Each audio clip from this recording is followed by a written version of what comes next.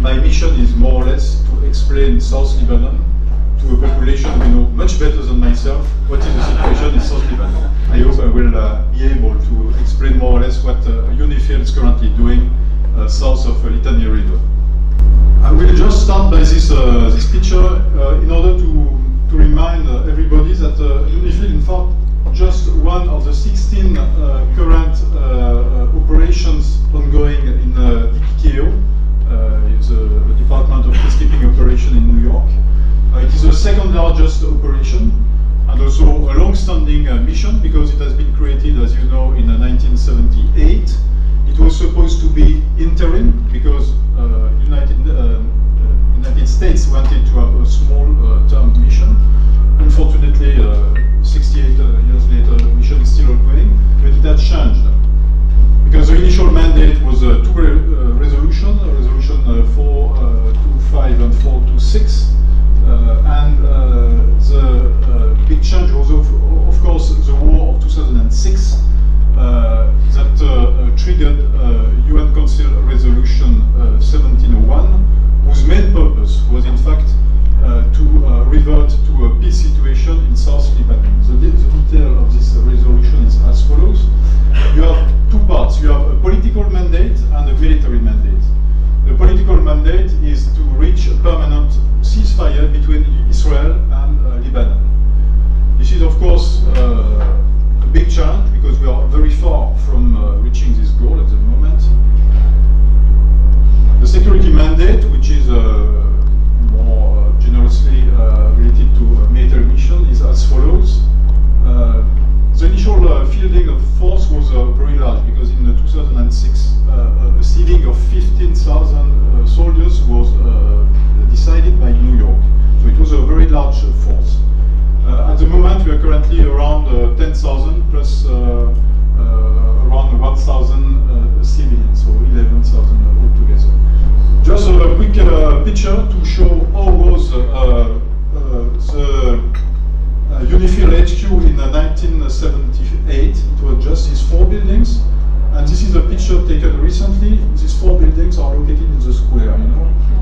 All this is a current UN location in Nakura, and this is what is necessary for manning a force of around 10,000 personnel.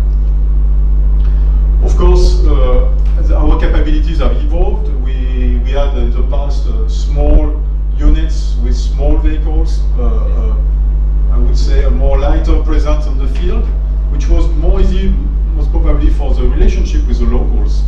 And currently we are with more heavy vehicles like this. This is a French one, you know. We are also permanent bases, well protected. So this has changed a little bit the perception of the local population from UNIFIL because we have got a little bit heavier. This is our area of operation, so it's I think you know it very well. Litani River is the northern part of our area of operation. The blue line, which is the separating line between Israel and Lebanon, is the southern line, and we have a coastline of around 30 kilometers. At the moment, there are 40 nations within UNIFIL. I would say that European nations no longer are the largest contributors at the moment. They used to be in 2006. It's no longer the case. Largest contributors are Indonesia and India at the moment. So what do we do on a daily basis? For those of you who know well the region, you have most probably seen some UN vehicles with the flag moving around, some small, some big. We have in fact two main categories of missions, the mobile and the static ones. And some are conducted with the Lebanese armed forces, some are conducted without them. Our role, in fact, is not to do the job instead of the Lebanese armed forces. Our role is to prepare the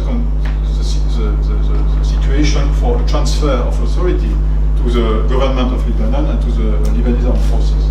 That's why the common training is very important. On the one hand, to be able to deal with the crisis situation altogether, but also to help them to be more and more efficient in the daily routine activities.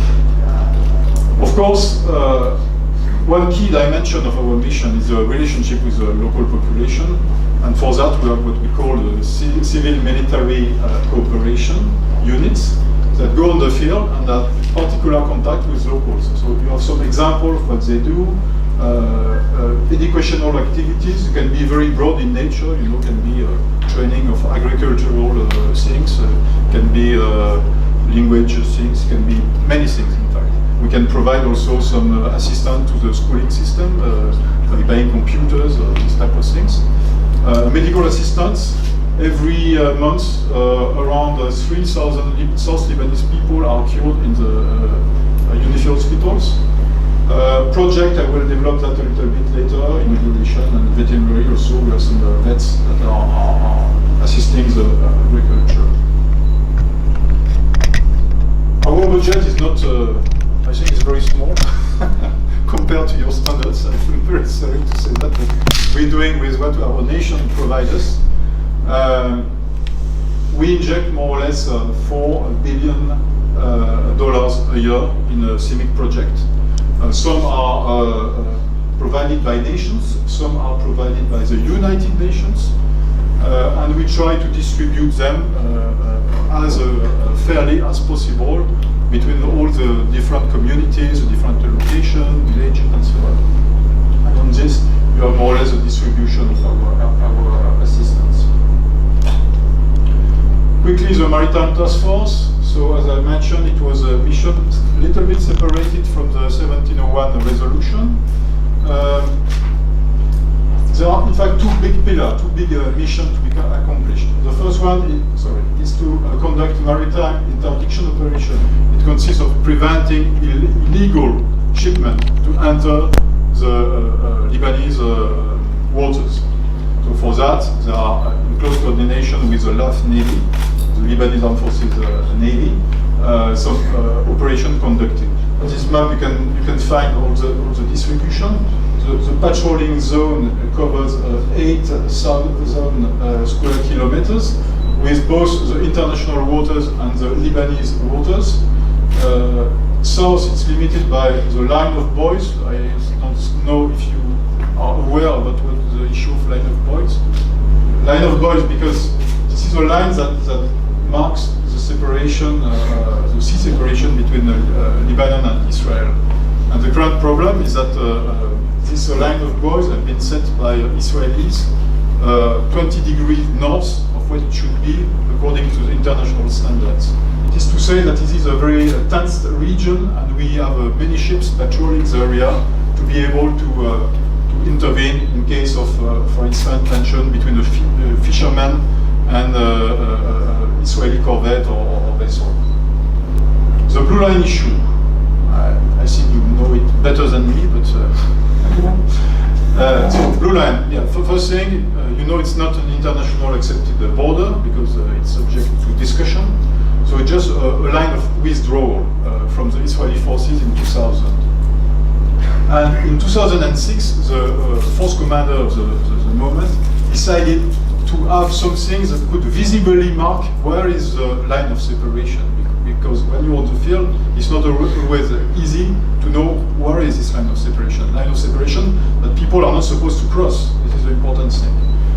Here you have the line of the Blue Line, which is marked by barrels. This line is generally in the middle of minefields. There are 400,000 mines in the South Lebanon, and neither Israeli nor Lebanese want to get rid of them for different reasons. I can develop later. Here you have a technical fence that has been built by Israeli defense forces.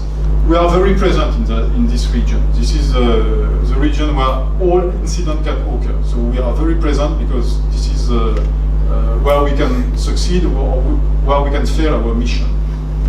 Currently, the Blue Line covers a distance of a little bit less than 120 kilometers. We have, at the moment, these are the last figures, marked 250 blue barrels. So it's a busy sketch, but it shows that it's a little bit complicated to create this type of things. You know, we are a very democratic organization in UN, and to have some blue barrel accepted, there is all a complicated system. It must be first approved by both parties. After that, there is a demining activity because of the presence of mine in the vicinity. After that, the most tricky part is to have a measurement conducted by both parties. That is to say that people will go on the ground, there will be a mark made by UNIFIL, and after that, Israeli and Lebanese experts will mark and see if the positioning of the UNIFIL mark corresponds to the calculation. It's a busy thing. But if there is a distance of more than 50 centimeters between the Lebanese and Israeli marking, it will not be accepted. So what is the current dynamic in UNIFIL at the moment?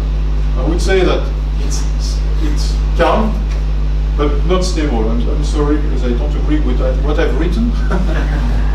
It's not stable, it's very volatile. It's very volatile. The problem is that, I would say, there is no interest of any parties at the moment, based on the Syrian security situation, to blow a fire in this region. However, there is strong tensions, local tensions. These tensions are localized, but along the blue line, the small spark can trigger the big events. That's why we are very, very cautious at the moment along the blue line. For sure, people who know better than me, like you, the situation in the south will probably say that it has been calmer than in the last 10 years, most probably, I agree. But the situation remains very tense and volatile. What is our current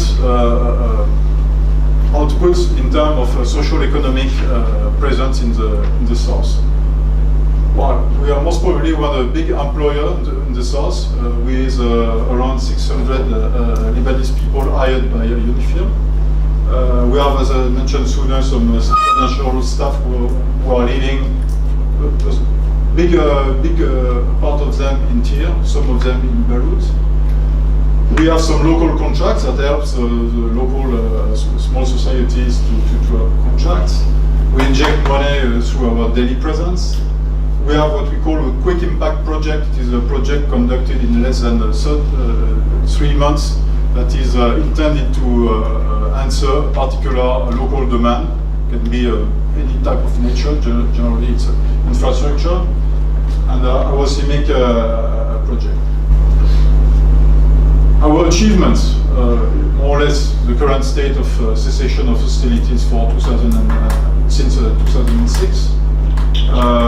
The development of this Lebanese armed forces and governmental presence in the south, but it must be continued and must be increased. The global respect of blue line by both parties, with the limits that I discussed. And these points are very important. The consultation mechanisms and the tripartite forum. Consultation mechanism, we have what we call a liaison team, which is a team who has direct contact with the leadership of Lebanon armed forces and Israeli defense forces. And this team is very important to ease the tension, to reduce any kind of incident, to be able to speak with both parties and to find local and immediate agreement if there is an incident along the blue line. For the most important part, has been created in 2006, what we call the tripartite forum. It consists of a monthly meeting with senior military leadership from both parties that come in a position south of Nakura along the blue line, and they discuss during half a day of the current issue of concern. The fact that there is a discussion is very important.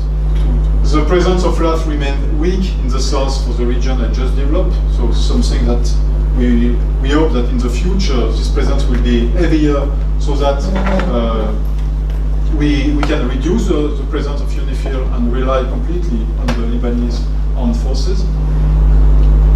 And I guess this concludes my briefing. Thank you very much.